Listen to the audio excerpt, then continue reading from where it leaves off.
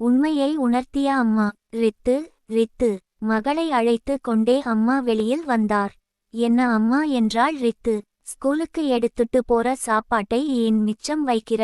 வேற எதுவும் சாப்பிட்டியா என்றார் அம்மா. ஓ, அதுவா, சாக்லேட் கேக் வாங்கி சாப்பிட்டேன் மா என்றாள் ரித்து.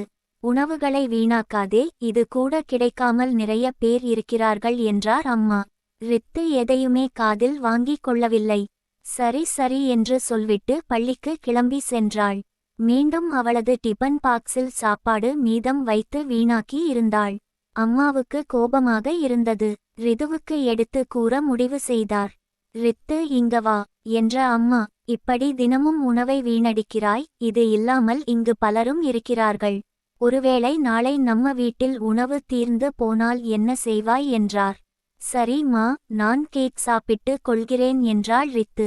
அம்மா சொன்னார், சரி, அது வாங்க பணம் வேண்டும் அல்லவா, அதுவும் தீர்ந்துவிட்டால் என்ன செய்வாய் என்றார் அம்மா.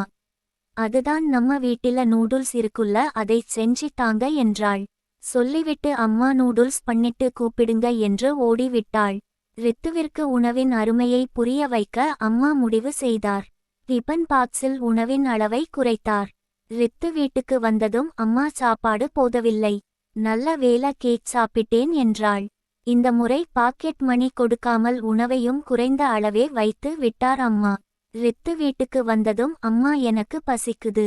அம்மா சொன்னார், உணவு காலியாகி விட்டது, இனிமேல் இவ்வளவுதான் என்றார் அம்மா. மறுநாள் ரித்து ஸ்கூலில் சாப்பிட்ட உணவு சுத்தமாக அவளுக்கு பத்தவில்லை. சரியான பசியில் வீட்டிற்கு வந்தாள். அம்மா, எனக்கு நூடுல்ஸ் பண்ணி தாங்க, ரொம்ப பசிக்குது என்றாள். அம்மா சொன்னார், நூடுல்ஸ் தீர்ந்துவிட்டது. ஆனால் அம்மா, எனக்கு பசிக்குதே. நீ உணவை வீணடிக்காமல் இருந்தால் உனக்கு போதுமான அளவுக்கு இப்போது கையில் பணம் இருந்திருக்கும் அல்லவா என்றார்.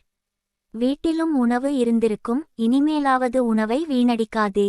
ஒரு நாள் அது கிடைக்காமல் கூட போகலாம் என்றார் அம்மா.